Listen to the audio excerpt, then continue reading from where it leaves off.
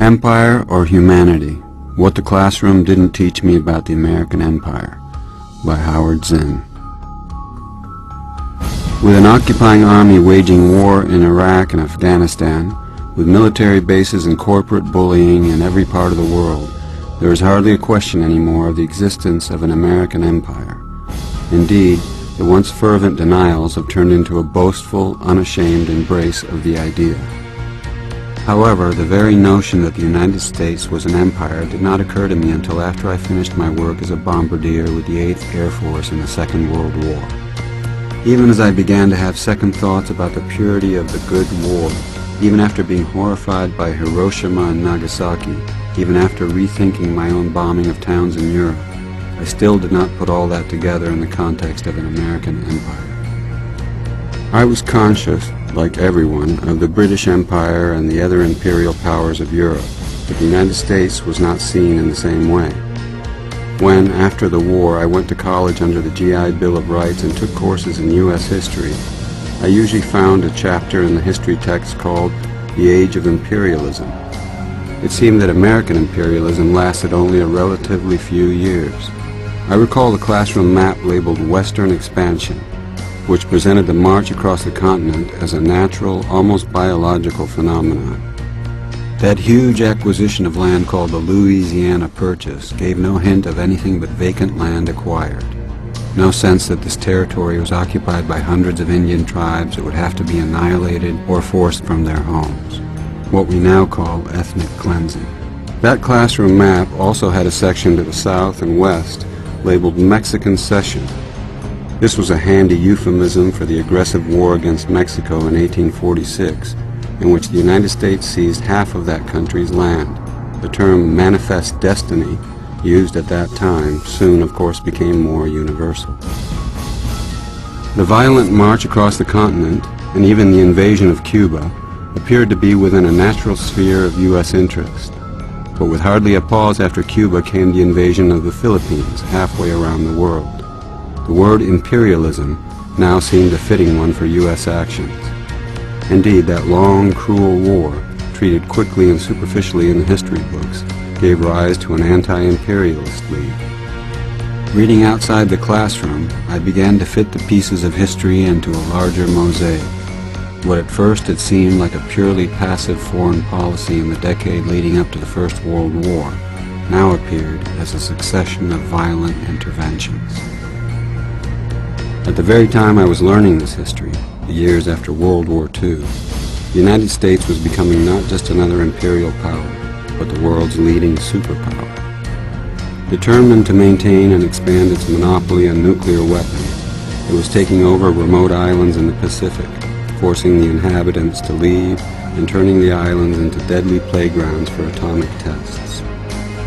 When the war in Korea began in 1950, I was still studying history as a graduate student at Columbia. Nothing in my classes prepared me to understand American policy in Asia. It seemed clear to me then that it was not the invasion of South Korea by the North that prompted U.S. intervention, but the desire of the United States to have a firm foothold on the continent of Asia, especially now that the communists were in power in China. Years later, as the covert intervention in Vietnam grew into a massive and brutal military operation, the imperial designs of the United States became clearer to me. In 1967, I wrote a book called Vietnam, The Logic of Withdrawal. By that time, I was heavily involved in the movement against the war. When I read the hundreds of pages of the Pentagon Papers entrusted to me by Daniel Ellsberg, what jumped out at me were the secret memos from the National Security Council explaining the U.S. interest in Southeast Asia. They spoke bluntly of the U.S. motives as a quest for tin, rubber, oil. No anti-war movement in the history of the nation reached the scale of the opposition to the war in Vietnam. At least part of that opposition rested on an understanding that more than Vietnam was at stake, that the brutal war in that tiny country was part of a grander imperial design. Various interventions following the U.S. defeat in Vietnam seemed to reflect the desperate need of the still reigning superpower, even after the fall of its powerful rival, the Soviet Union, to establish its dominance everywhere.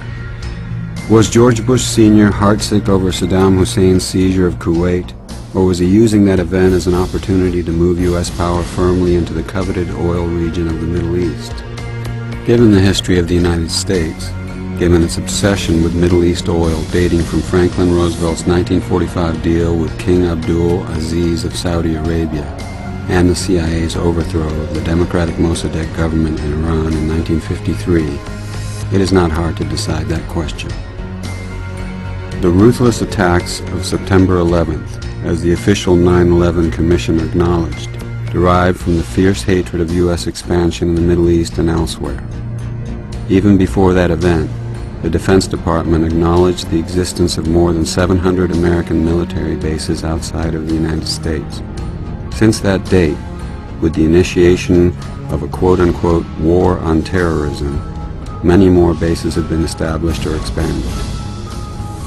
When I was bombing cities in Germany, Hungary, Czechoslovakia, and France in the Second World War, the moral justification was so simple and clear as to be beyond discussion. We were saving the world from the evil of fascism. I was therefore startled to hear from a gunner on another crew that he considered this an imperialist war. Both sides, he said, were motivated by ambitions of control and conquest. We argued about it without resolving the issue. Ironically, not long after our discussion, this fellow was shot down and killed on a mission. In wars, there is always a difference between the motives of the soldiers and the motives of the political leaders who send them into battle.